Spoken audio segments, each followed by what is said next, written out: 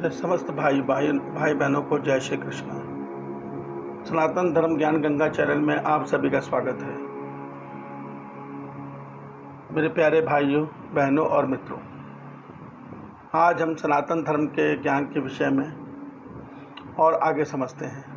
प्यारे भाइयों, संसार में जितने भी धर्म हैं सब मनुष्यों द्वारा रचित हैं।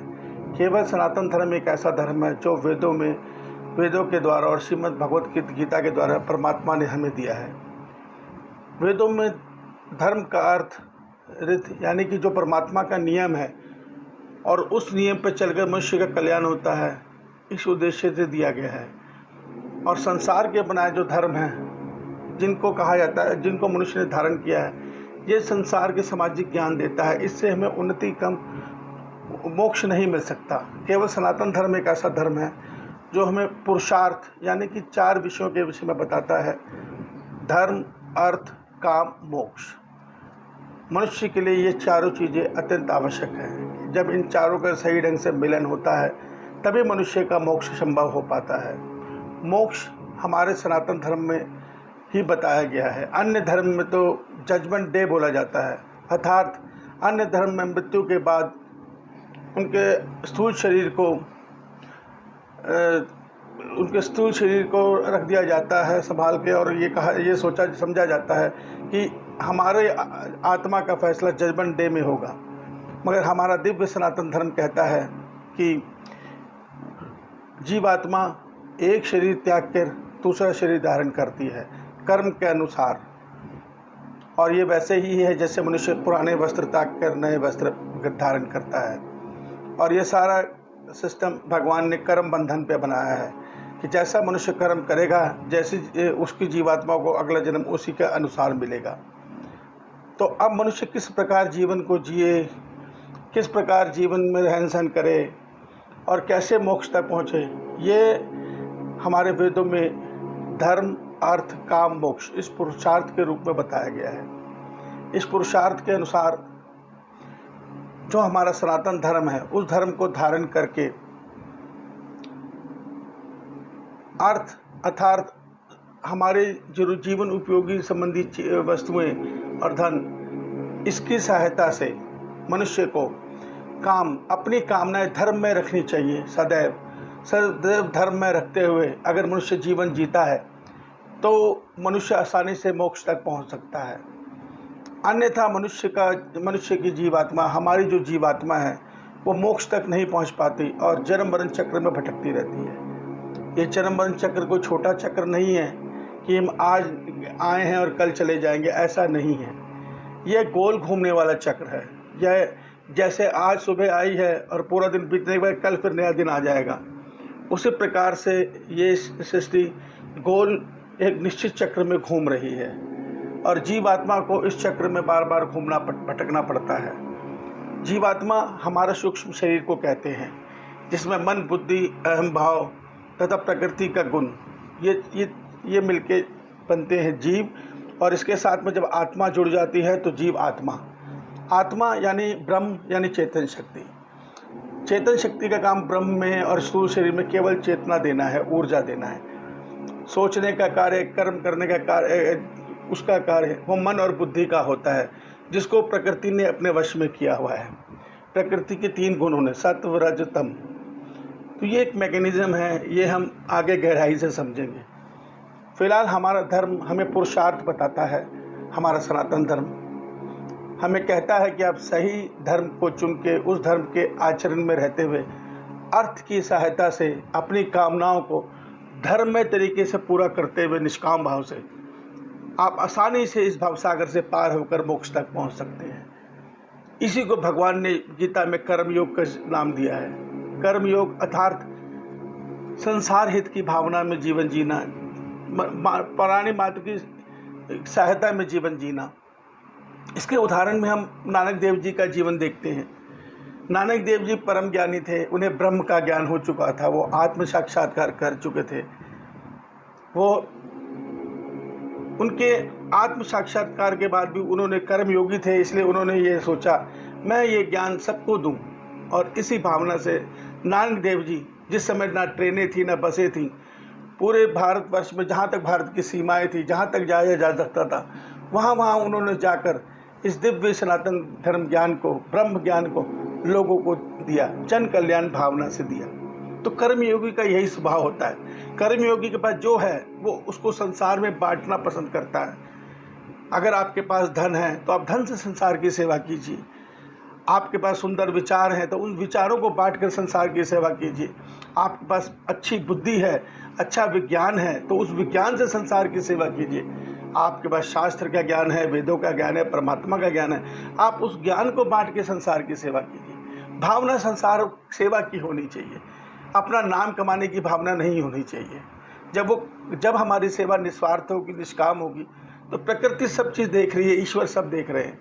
मनुष्य अपने आप दिव्यता की तरफ बढ़ता है। हमें दिव्यता नहीं पानी, हमें ईश्वर को पाना है। ईश्वर को पाने के लक्ष्य में मन के अंदर कोई भाव नहीं होना चाहिए। देखिए, जब तक हमारे अंदर शरीर का बोध है, हम ध्यान योग भी करेंगे तो हमारे मन को ये भावना रहेगी कि मेरी कुंडली जागृत हो जाए, मेरे आज्ञा चक्र एक्टिवेट हो जाए। ठीक है, ये सब होते हैं। आप आज्ञा चक्र एक्टिवेट करके किसी के दिमाग को पढ़ सकते हैं, किसी के मन की बात को जान सकते हैं, यह परम सत्य है। मगर इससे कहीं ऊपर है ईश्वर का मिलन। वही ध्यान योग आगे आपको ईश्वर तक लेके जाता है। तो हम अगर बीच में रुकते हैं, अगर हम कुंडली जागृत में ही खुश हो जाते हैं, हम आज्ञा चक्र एक्टिवेट करके ही खुश हो जाते हैं, तो ईश्वर मिलन से चूक जाते हैं। और मान लीजिए आपने ये शारीरिक सिद्धियां पा भी ली, तो क्या ये सदैव रहने वाली हैं? नहीं, स्थूल शरीर की मृत्यु के साथ ये सब समाप्त हो जाता है। क्योंकि सांसारिक सिद्धियां, सांसारिक सुख, सांसारिक दुख केवल हमारे शरीर के साथ ही रहते हैं, शरीर के साथ खत्म हो जाते हैं। मगर पारलौकिक संबंध, एक आत्मा का परमात्मा से संबंध कभी खत्म नहीं होता।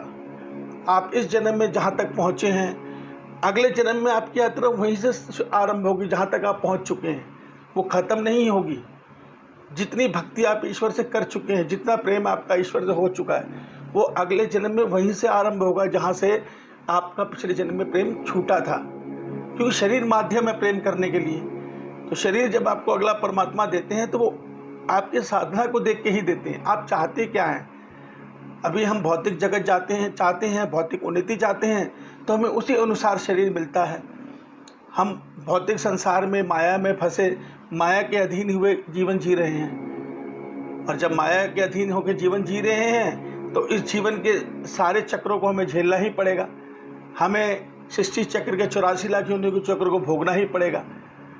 तो केवल हमारा सनातन धर्म इस जन्म मरण चक्र को बड़ी गंभीरता से लेता है।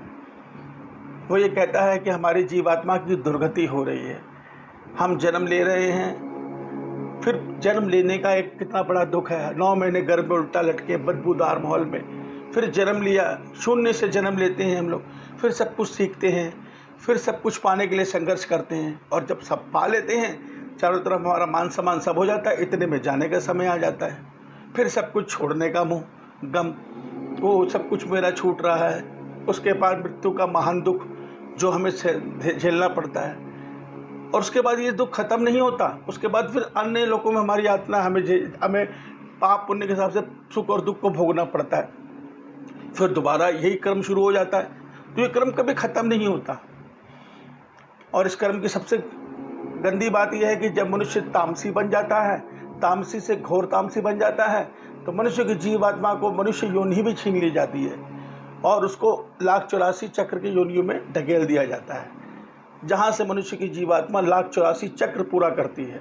तो ये चक्र चल रहा है, चलता रहेगा, आज तक चल रहा है। क्योंकि आज भी हम इसी चक्र के अंदर फंसे आज इस चीज़ को भोग रहे हैं, आज जीवन को भोग रहे हैं। ये चक्र केवल और केवल मोक्ष प्राप्ति से टूट सकता है। मोक्ष प्राप्ति के केवल 2 मार्ग हैं, कर्मयोग और सांख्य योग। कर्मयोग यानी अभी हमने बताया धर्म, अर्थ, काम, मोक्ष। पुरुषार्थ के जरिए कर्मयोग है और ध्यान योग, सांख्य योग है अपने भीतर आत्मा से परमात्मा को प्रेम करके उन्हें पा लेना। केवल यही 2 मार्ग हैं। अब क्योंकि हम माया के प्रभाव में हैं, हम सर्वप्रथम यही नहीं जान पाते कि ईश्वर कौन है।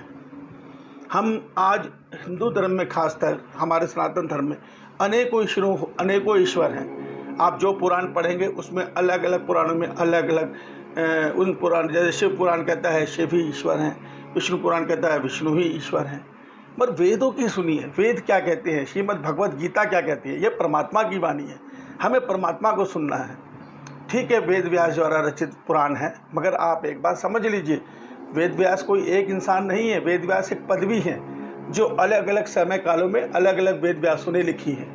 जिस समय काल में जिस देवता का कर्तव्य था, उन्होंने उसी को आधार मान के, जिसके वो भक्त थे, उन्हीं के बारे में सब कुछ लिख दिया है।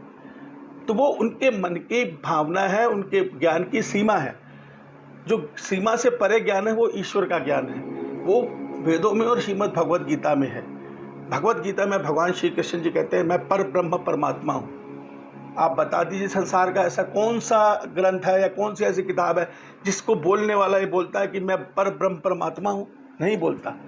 जीसस भी कहते हैं मैं उनका दूत हूँ, सब उनके दूत बोलते हैं अपने आप को, परम परमात्मा कोई नहीं बोलता। मगर भगवान कृष्ण जी साफ बोलते हैं कि मैं पर ब्रह्म परमेश्वर हूँ। अब हम हिंदू सनातन धर्मों में तब भी अनेकों मत हैं। भगवत गीता तो हर एक के पास है, मगर हम मुझ पर ब्रह्म परमेश्वर को नहीं समझ पाते। क्यों? इसका भी जवाब भगवत गीता में छुपा है। भगवान कहते हैं कि जब तक मनुष्य संसारिक कामनाओं की में लिप्त होकर, मन के अधीन होकर संसार की कामना पूर्ति के पीछे भागेगा, मैं परमात्मा सबके हृदय में वास करता हूँ। मैं उनकी बुद्धि देवी देवताओं में डाइवर्ट कर देता हूँ। क्यों? क्योंकि जो ये संसारिक सिद्धियाँ हैं जो पाके ख़त्म हो जाती हैं, जो उन्हें भोग कर ख़त्म हो जाती हैं, यह सिद्धियाँ मेरे देवी देवताओं को मैंने अधिकार में दे रखी हैं। इसलिए मैं उनकी श्रद्धा देवी देवताओं में स्थिर कर देता हूँ।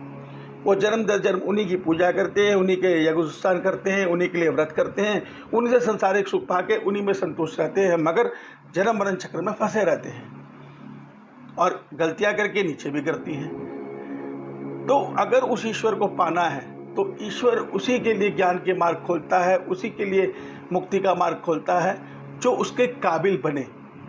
धर्म अर्थ काम मोक्ष को अच्छी तरह समझकर अपने जीवन में धर्म को धारण करके कर्मयोगी के अनुसार जीवन जो जीता है, वही उसी के लिए ईश्वर का ज्ञान का दरवाज़ा खुलता है।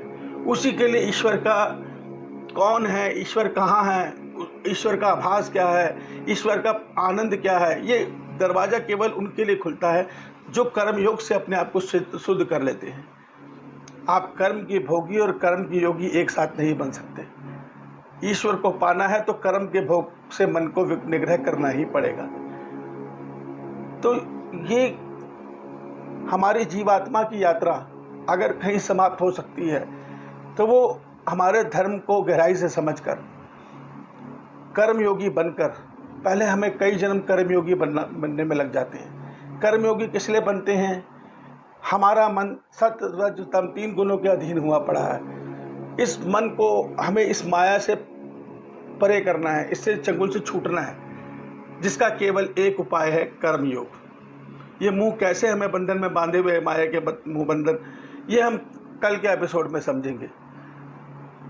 आज हम ये समझ लेते हैं कि हम सनातन धर्म में जन्मे हैं। जन्म से नहीं, हमें कर्म से सनातन धर्मी बनना है, और कर्म से सनातन धर्मी बनने के लिए हमें धर्म अर्थ काम मोक्ष के अर्थ को सरलता से समझना होगा और अपने जीवन में ढालना होगा।